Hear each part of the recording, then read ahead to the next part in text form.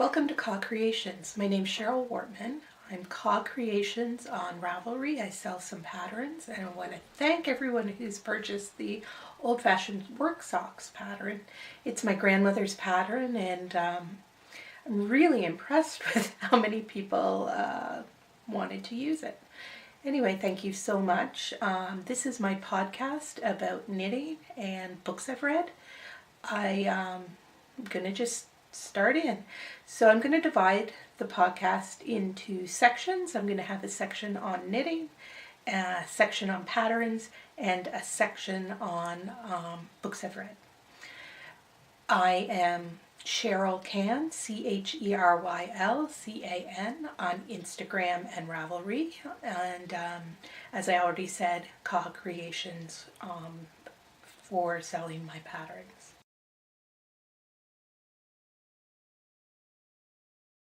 First thing, I'm going to talk about a finished object that I finished a little while ago. It's the Take Heart hat pattern. It's by Fiona Alice. She's a local Halifax, Nova Scotia, so Atlantic Canadian knitter and designer. She worked over with Pom Pom magazine in the UK, and I absolutely love this hat pattern. This is one of the few patterns I've made for myself. I really love the cables on the hat, and I ordered the exact pom-pom that she mentions in her book.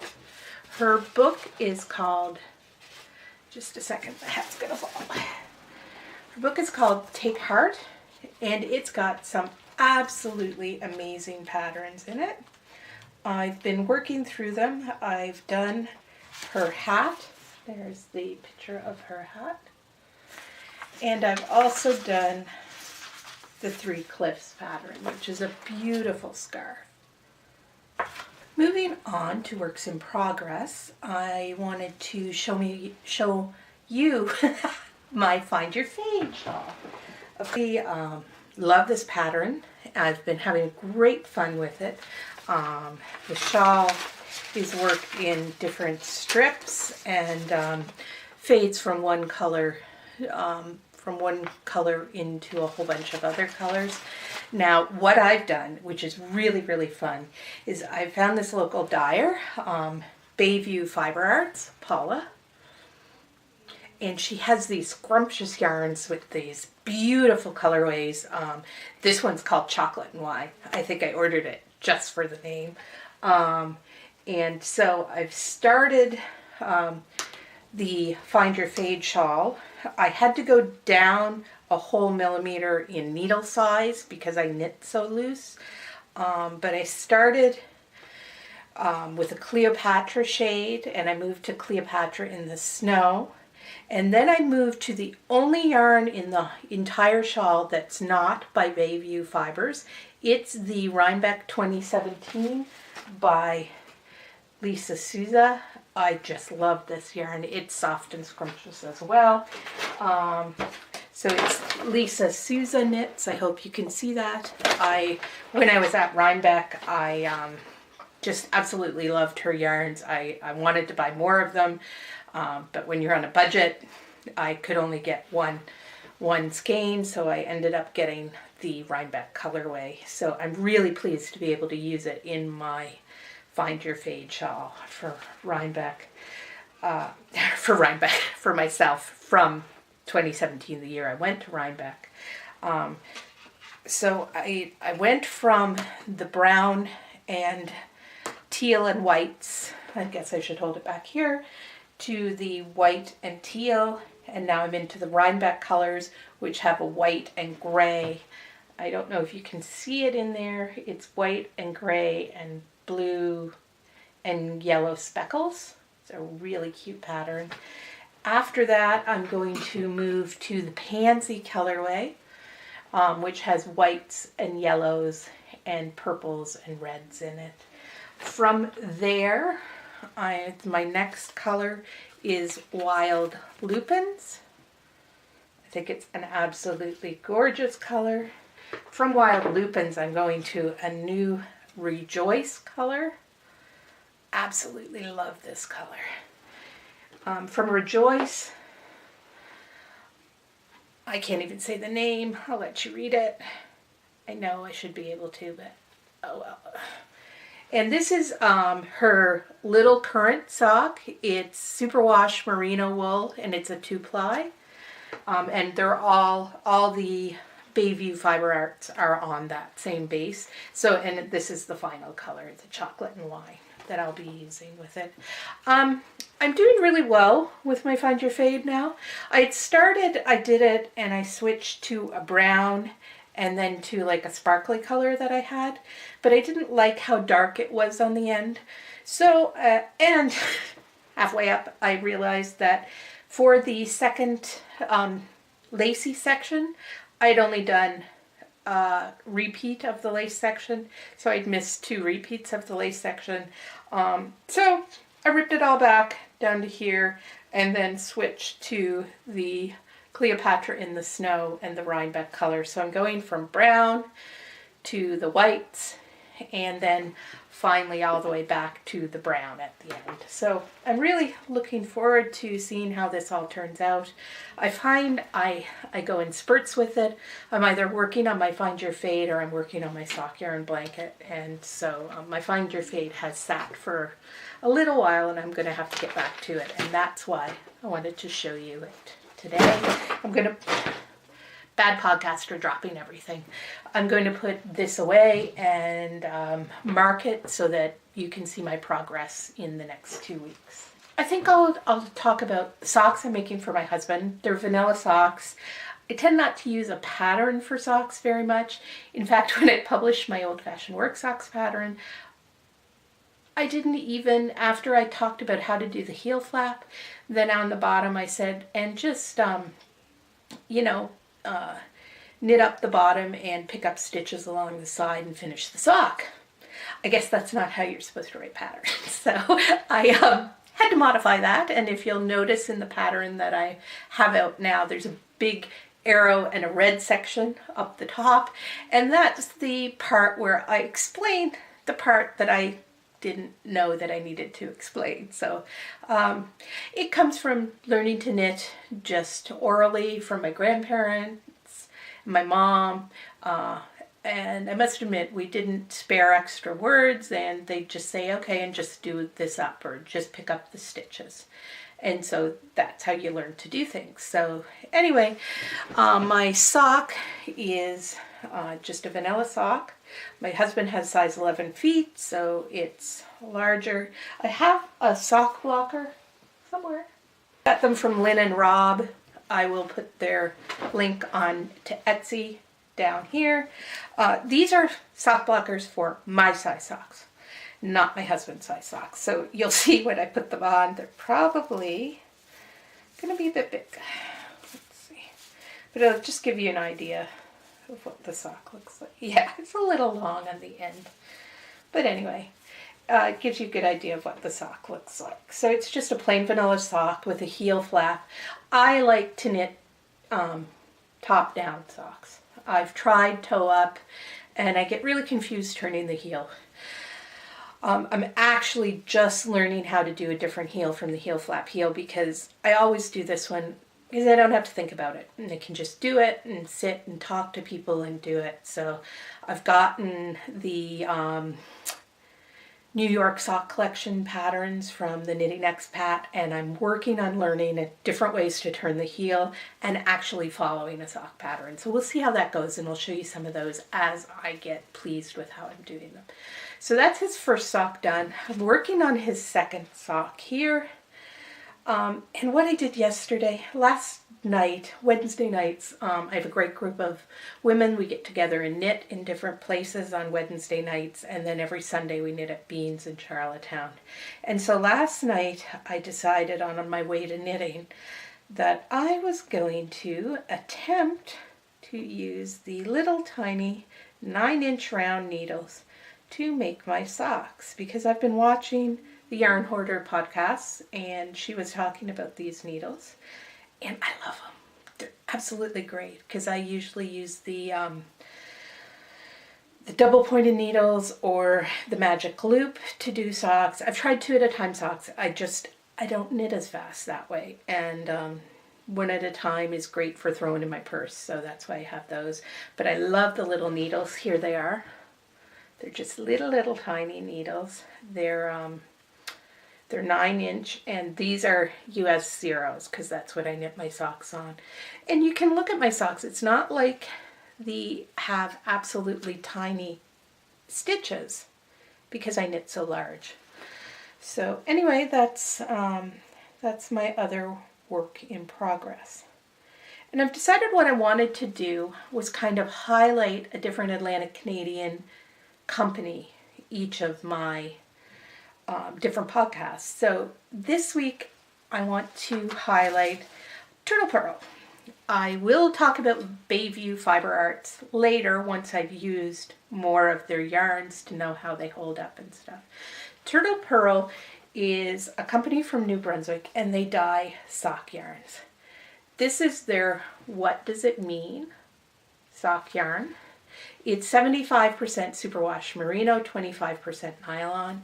What I love about these socks is they're going to knit up with gray stripes and then rainbows all the way down the sock. And what Turtlepurl does is she skeins 2 socks so you can do 2 at a time socks. These are her iris colorway.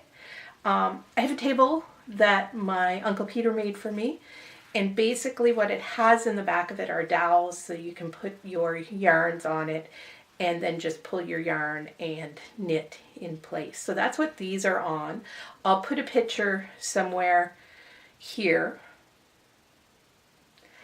so that you can see the table. I hope you liked it. I think it's absolutely amazing. It's a great little corner shelf for me. And then what I did was I got a whole bag of her minis because, as I said, I'm making a sock yarn blanket. I don't think I'm going to pull that out today. I'll show that to you another time. I'm trying to keep my podcast to a certain amount of time. So these are all her minis. That's one. And so you can order a whole packet of minis, and I just love them. And I can't wait to put them all in my blanket. So I'm just on my second row of my sock yarn blanket. So I'm just getting into knitting with these minis, and I share these minis with a couple of the people in my knitting group, and they're absolutely amazing. So you don't get a set number of minis, you get a set number of grams when you order a bag of minis, and they're absolutely so much fun to open. I didn't actually open the pack of minis until I got to knitting, and I let one of my friends open them, and she loved being able to open them, and we all passed them around, and we enjoyed how squishy the yarn was and stuff like that. It was really great. What's really funny about it is that currently we are getting ready to go to Knit East, which is in October, and it's a knitting weekend at the Algonquin Resort. So we started this thing where we're not going to buy yarn until we go, and whoever gets the most stickers, if you don't buy yarn for a week, you get a sticker, and whoever gets the most stickers will win the pot and be able to purchase yarn at Knit East. However, if you buy yarn, you have to pay $2 into the pot, and you don't get a sticker for that week, and that's the pot that people win to buy yarn when they go to Knit East. So they've laughed at me because now that I've told myself I can't buy yarn, I've bought more yarn than I normally would buy if I could buy yarn. So don't tell me I can't do things. It's really silly. So now I've told them that my goal is to be the one who loses the most stickers. I think I've lost I've lost 4 stickers already. I may lose a 5th this weekend because my daughter's learning to drive, and I'm taking her down to a new knitting producer or yarn producer in Belfast, Prince Edward Island. So I can't wait to do that. I think that's all I wanted to talk about on knitting right now. The other project I'm working on that's kind of laying dormant, but I want to get back at it, is Gavin's blanket in the full size. It's another one of my own patterns. I make it with the Knit Picks Dishy yarn. It's a nice cotton. What I love about using this yarn for different things is that it washes like anything. You can wash and dry it, and it tends to stretch a little bit, doesn't hold its shape really well, but it's really good for a family blanket or a baby blanket because it gets really, really soft and is great for hard use. So you can see, well, basically what I did with this pattern is I made a beautiful sweater for my cousin. Problem is, and I'll tell you this, I've had trouble with gauge for years. I knit really, really loose. I tend to have to go down an entire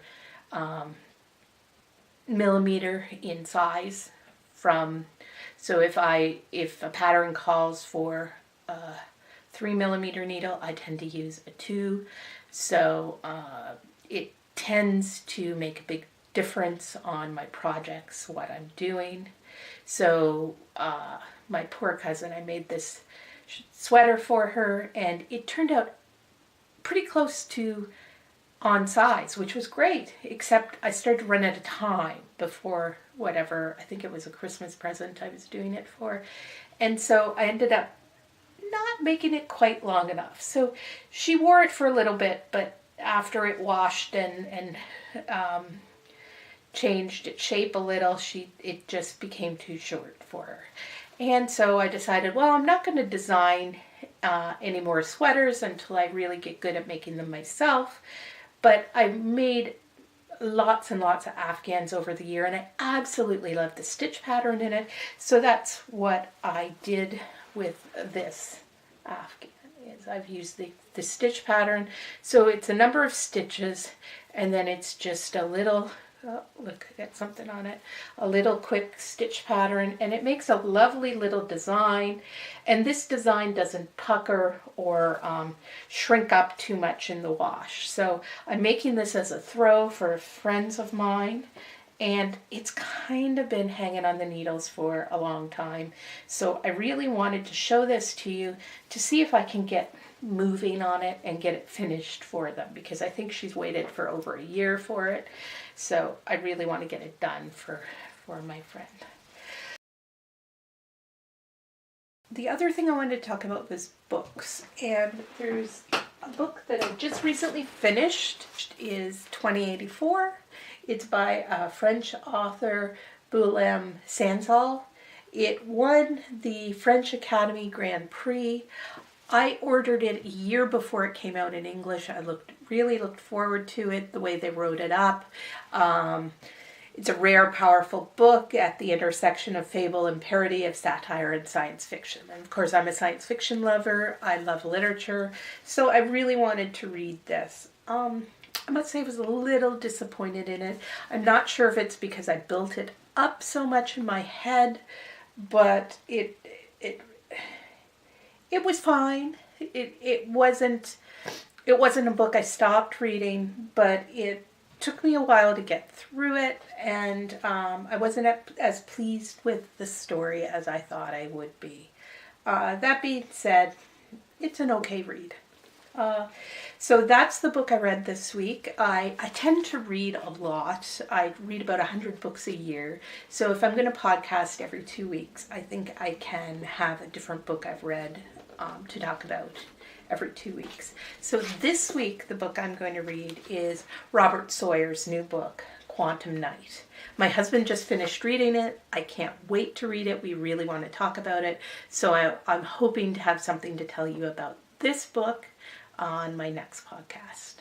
Great, thanks. That's all I wanted to say about books. I just, I don't want to take up too much more time, but I just wanted to give you a little background about me. My name is Cheryl Wartman. I'm 43 years old. Oh gosh. Anyway, however old. I am a mom of 3. My kids are older now. My baby's graduating from high school this year, so I have a lot more time out of my hands. And I love crafting. I love sciences. I work at the University of Prince Edward Island in the psychology department. I do some lecturing, and I also work as the lab tech for the department. So that's what I do. I did record a video. I'll probably put it in here, just showing you kind of my craft room. You can see the pile of stuff behind me. I'm working through cleaning up my craft room. I want to get a system that actually works for me to do my crafts, that I'll know what's in my craft boxes before, without having to dig through everything. I've had the issue of bags, of project bags around in piles all over my bedroom and the living room, and just creating clutter everywhere. So I'm trying to work out a system. So hopefully what you'll see over the next few weeks is that pile diminishing, but we'll see how that goes. I tend to be good at starting projects and not so good at finishing them. So I'm hoping this podcast will help me to do that. The other thing I wanted to talk to you a little bit about is where I'm at. I'm in Canada's smallest province, Prince Edward Island, in Atlantic Canada. There's a couple of neat things going on here in the last couple of weeks. Well, right now I'm home because we're in the middle of a blizzard, so it's nice to be home and cuddled in and not have to go out. The university closed for the day. So it's a good way to get my podcast started. So I thought that was a great way to do it. The other things that people know Prince Edward Island for is that it's the setting for Lucy Maud Montgomery's book, Anne of Green Gables. This fictional character has a life of her own. She's loved all over the world. And so yeah, there's a lot of Anne stuff around here. Actually, there's a new series just came out. We watched it this week. It's good. It stays to the truth of the story that Lucy Maud wrote. It doesn't make Atlantic Canadians look really good. It's a story of an orphan who's had a really rough life, but it's true to the actual book. So I really have liked the first episode of this series. So it was pretty good. Trying to think what else I would have done. Oh, Vesey Seeds, a local seed company, really great seed company. I use their seeds in my garden every year. They are the ones who are providing seeds for the campaign that Honey Nut Cheerios is doing in the United States, where they're providing seeds to, free seeds to people to promote helping healthy bee populations. It's a local company. It's a very well-run company. It's a small little company for such a big project.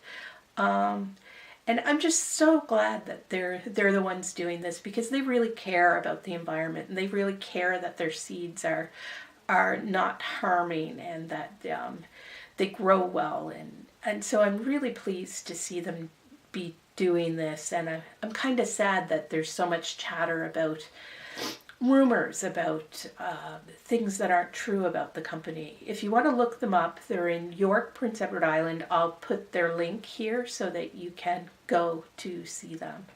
I think that's really all I have for today. Thank you for joining me, and I look forward to hearing from you, and we'll see how this goes. So, this is my knitting room. See this pile of stuff? I used to have 8 totes in there of knitting. I've started working through them and putting them all in little project totes. This is my big Tupperware box of sock yarn of the colors that I'm using currently. And these are my single totes for each project. We'll see how it goes.